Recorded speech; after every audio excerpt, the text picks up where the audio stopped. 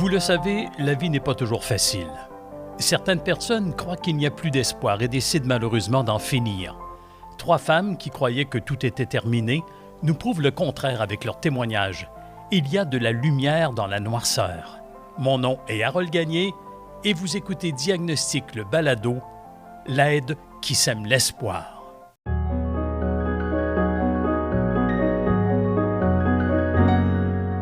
Cette jeune femme qui préfère demeurer dans l'anonymat a eu des idées très noires. J'ai eu un passé assez difficile avec ma famille. Ça n'a pas toujours été rose. À mes 18 ans, je suis parti parce qu'il y avait trop de problèmes à la maison, puis je n'étais plus capable de l'endurer. Comment vous vous êtes sentie? Honnêtement, énormément anxieuse.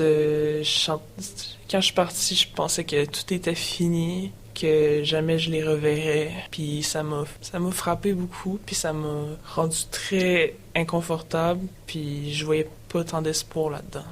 Est-ce que vous étiez dépressive?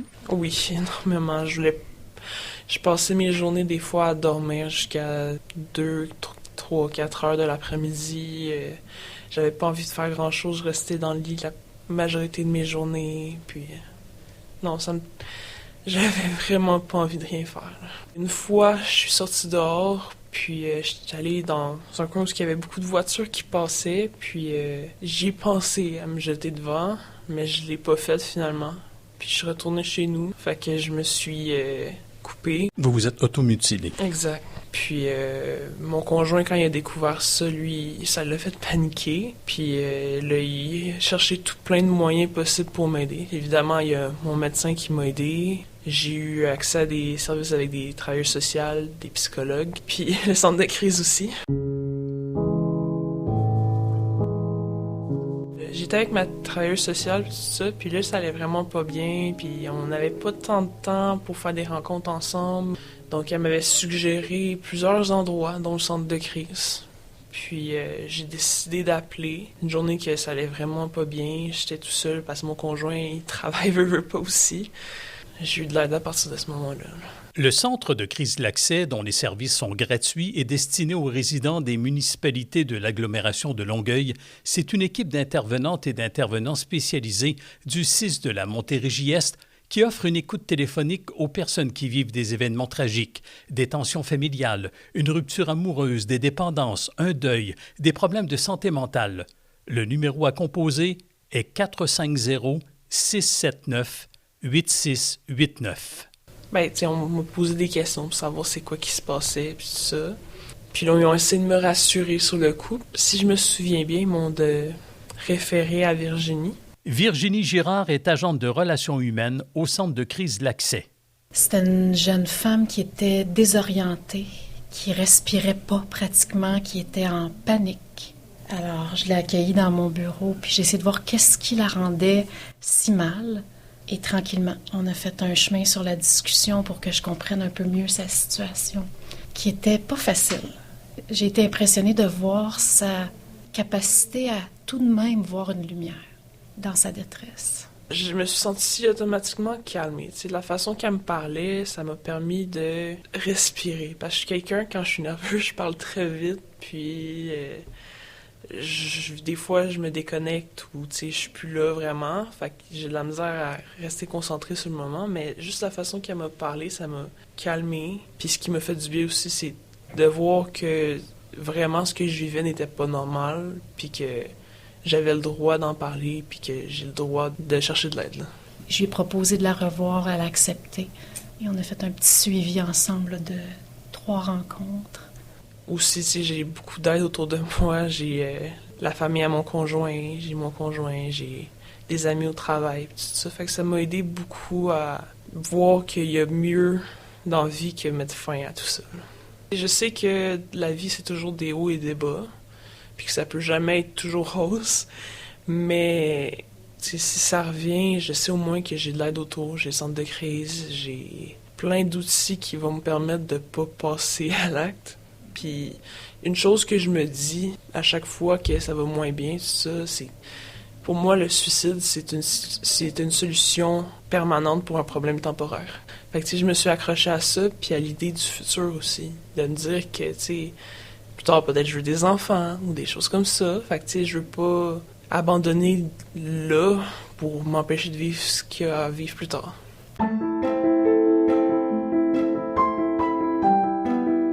Aider les autres, c'est une vocation. Je voulais savoir comment Virginie Girard, agente de relations humaines, se sent dans tout cela. Est-ce que c'est dur, ce que vous faites? Parce que là, on rentre dans l'âme des gens qui ont pensé des fois à mettre fin à leur jour, qui peuvent être dépressifs, leur vie est désorganisée. Ça peut l'être difficile et en même temps, il y a toujours l'espoir. Parce que en revenant ici, en demandant de l'aide, c'est ça qui démontre les gens, qui ont de l'espoir. Fait que ça nous nourrit. Moi, je trouve ça parfois difficile, leurs histoires, parce qu'on les vit un peu à travers ce qu'eux nous racontent, mais l'idée, c'est de les aider. Donc, c'est de garder une certaine distance pour rester professionnel puis pouvoir aider et comprendre. Vous sauvez des vies. Il y en a qui disent ça. Est-ce qu'on les sauve? J'imagine que oui. On le sait pas. C'est pas comme le chirurgien. Vous en rencontrez beaucoup dans une année? Oui. Je pense que le centre de crise offre environ 14 000 interventions, autant par téléphone que dans les autres services. Là. Je venais de perdre une grande amie. J'étais en grande peine d'amitié. Claudette Renaud est une dame avec un large sourire. Mais il y a quelques mois, sa joie de vivre est complètement disparue. J'ai pensé à ce moment-là de passer à l'acte. Parce que la peine était trop grande. Il fallait que j'étouffe cette peine-là. Comment vous vous sentiez à l'intérieur de vous-même? Oh, je me sentais angoissée, perturbée. Je me sentais comme si j'étais au bout de mon chemin. Là. Il n'y avait plus rien d'autre là, qui pouvait venir me réconforter. Même si j'avais des amis, j'ai pas pensé à appeler personne. J'étais juste dans ma peine, dans ma grande, grande peine. J'avais préparé un verre avec de la boisson. Et puis, c'est bizarre parce que je bois pas de boisson forte. Puis là, j'en avais à la maison, comme par hasard. Et puis, j'ai broyé des médicaments que j'ai mis dans le verre et que j'ai bu. Et puis, heureusement, ma sœur était pas loin. Et puis, ma sœur m'a sauvé la vie. Elle a vu que j'étais en souffrance, là, que j'étais... Puis, elle a appelé tout de suite l'ambulance. Les policiers sont venus. C'est eux autres qui se sont présentés en premier. L'ambulance est venue, ils m'ont transporté à l'hôpital. Je me souviens plus de rien à partir de ce moment-là. Vous êtes demeuré longtemps à l'hôpital? Je suis demeurée presque 3 mois. Est-ce que vous étiez dépressive auparavant? Est-ce que ça faisait partie de votre Oui. condition de santé? Oui, j'ai fait plusieurs dépressions dans ma vie, dont la première, j'avais 16 ans. Ça se soignait en étant médicamenté, naturellement. Ce qui est étonnant également, c'est que vous preniez soin des autres. Absolument. Vous étiez infirmière. Oui, absolument. Vous pensiez plus aux autres qu'à vous-même. Tout à fait, tout à fait. En quittant l'hôpital, elle avait encore besoin d'aide. Alors, elle a contacté le centre de crise L'Accès. J'avais ce numéro-là, je ne sais pas comment, par pur hasard, j'avais ce numéro-là sur une table qui était... Je vous dis, c'est quasiment un miracle là, que j'ai trouvé ce numéro-là. J'ai appelé, je pleurais comme une madeleine. Et puis, on m'a rappelé, on m'a réconforté. Et puis, Coralie, l'intervenante, est venue chez moi. Coralie Nantel, agente de relations humaines, l'a suivie pendant 2 mois. Je me souviens d'être rentrée dans son logement puis d'avoir quelqu'un de complètement vulnérable et ouvert à moi. Puis je me souviens de lui avoir dit à quel point que je la trouvais belle. Dans cette vulnérabilité-là, dans cette sincérité-là, ça a été des discussions avec un humain, avec aussi une sagesse. Je pense que les gens qui pensent au suicide, c'est des gens qui... C'est pas nécessairement une option. Je pense que c'est l'absence de solution puis l'absence de lumière, puis c'est ce désir-là pour moi de faire la différence puis d'offrir cette lumière-là. C'est de leur faire voir toute la résilience qu'ils portent en eux, parce qu'au final, je suis juste là de manière temporaire. On est là dans le moment de la crise importante, mais de refléter à la personne qu'elle a tous les outils en elle, je trouve que c'est le beau de la crise aussi, parce qu'au final, on travaille avec l'humain. C'est pas le moment où est-ce qu'on va mettre en place des grosses capacités, des fois d'adaptation, mais c'est là qu'on va faire sortir le beau de l'individu. Mais ça me fait plaisir de la revoir aujourd'hui, puis de voir justement que j'ai eu cet impact-là. C'est beau, c'est le fun, mais de voir aussi qu'elle est heureuse, qu'elle en fait, tout ce que je voyais comme capacité de résilience, tout le beau que je voyais autour d'elle, qui, après coup, est capable de voir finalement que c'était... Effectivement, ça allait se résorber, que ça allait pour le mieux, puis de soulever. Je me souviens, elle me parlait beaucoup de sa petite fille là, de 26 ans, puis justement, qu'elle soit capable de voir tout ce qu'elle aurait manqué. Je pense que du moins, c'est la plus grosse paye que je pourrais avoir, là. On m'a tellement bien soignée, on m'a tellement bien récupérée que maintenant, jamais plus. Il faut aller chercher de l'aide, Moi, on m'en a donné. Il y en a de l'aide, on peut en trouver de l'aide.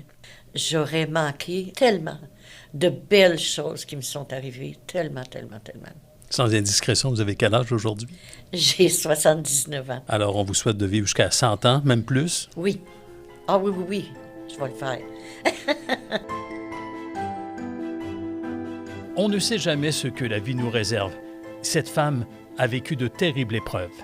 Ma vie a changé en 2018 quand j'ai eu un accident de voiture. Blessure grave à la tête, hémorragie, coma 7 jours, réadaptation pendant 2 ans et demi. 4 mois après être retournée au travail, un nouveau travail parce que mon employeur ne voulait pas me garder, j'étais pas assez productive. Parce que maintenant, j'ai 50% des capacités que j'avais avant.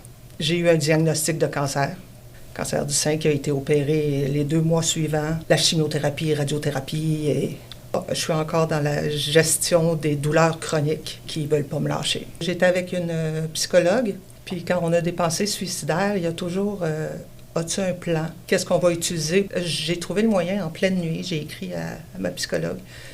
Le téléphone a sonné le lendemain, puis ça allait pas du tout. Elle a appelé, c'est elle qui a appelé l'accès. Puis je suis venue à l'accès en hébergement 1h30 plus tard. Puis j'ai rencontré du bon monde, des gens qui posent les bonnes questions pour nous rassurer, pour nous mettre en confiance. Je pense que ces gens-là, c'est des anges. Qu'est-ce qui se passait dans votre tête? Expliquez-moi. C'était, je suis plus capable d'endurer la douleur. C'est à peu près ce qui faisait le summum de tout ce qui allait pas. J'étais à 10 sur 10 ou 9 sur 10 de douleur pendant 3 ans, à tous les jours. Ça fait que j'étais plus capable. J'étais plus capable de m'endurer moi, puis de le faire endurer aux autres. Parce que j'ai toujours été, avant l'accident, la femme qui va à 100 000 à l'heure, qui prend les 10 lignes à la job, puis qui fait des choses en même temps. Mais là, j'étais plus capable. 50% de ta capacité, quand tu as encore toute ta mémoire, c'est pas facile. Vous êtes demeuré combien de temps hébergé à l'accès? C'est 7 jours. Et à ce moment-là, il y a des intervenants, des intervenantes qui vous rencontrent? Oui.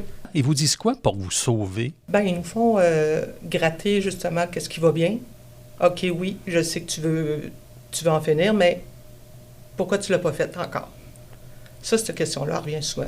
Ils orientent notre pensée pour qu'on soit capable de réfléchir puis de voir nous-mêmes qu'est-ce qui est bon en nous. Puis essayer de voir la fin comme étant pas une solution, mais quelque chose.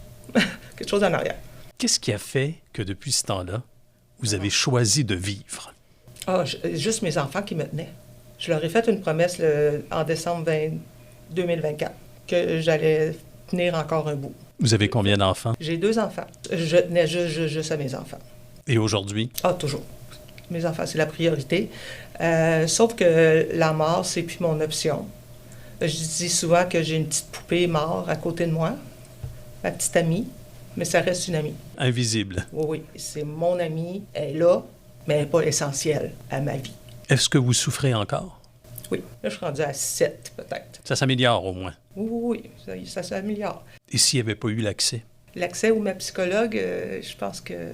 Non, j'aurais pas été là. C'est ça, je pense que c'est l'espoir qui me guide d'aller plus loin, de réussir des choses. Je suis encore jeune, j'ai vu une personne tantôt qui est plus avancée que moi en âge, puis qui sourit tout le temps, puis qui est passée par l'accès aussi.